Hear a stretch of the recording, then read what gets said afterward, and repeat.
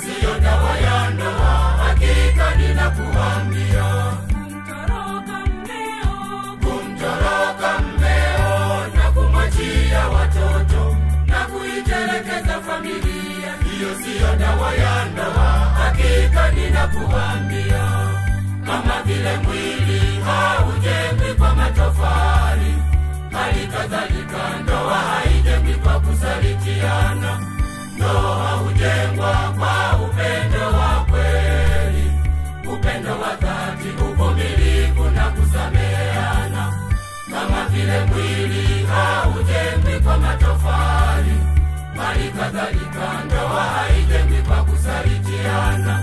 Ndoa hujengwa kwa upendo wa kweli, upendo wa dhati, uvumilivu na kusameheana. Dawa ya ndoa, dawa ya ndoa yako, tena zaidi juu ya jambo hili. Dawa ya ndoa, dawa ya ndoa yako, tena zaidi juu ya jambo hili.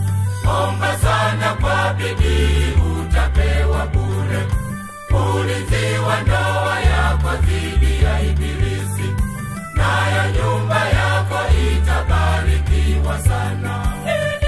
Dawa ya ndoa, dawa ya ndoa yako, tena zaidi juu ya jambo hili. Dawa ya ndoa, dawa ya ndoa yako, tena zaidi juu ya jambo hili. Omba sana kwa bidii, utapewa bure ulinzi wa ndoa yako dhidi ya ibilisi, nayo nyumba yako itabarikiwa sana.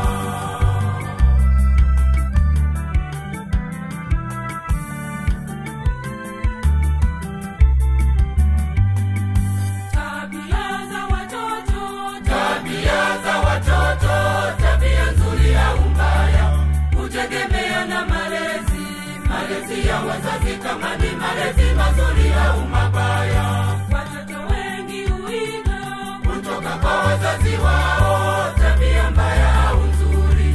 Enyi wazazi wa leo, ni hatari sana kujenga misingi mibovu kwa watoto wenu.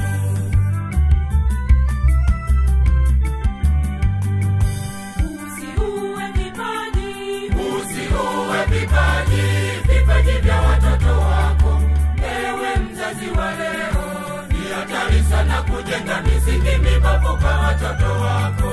Kwenye familia yako kuna viongozi wa kesho wa kanisa na serikali, pia kuna wazazi wa kesho. Ni hatari sana kujenga misingi mibovu kwa watoto wako. Kama vile mwili haujengwi kwa matofali, hali kadhalika ndoa haijengwi kwa kusalitiana. Ndoa hujengwa kwa upendo wa kweli, upendo wa dhati, uvumilivu na kusameheana. Kama vile mwili haujengwi kwa matofali, hali kadhalika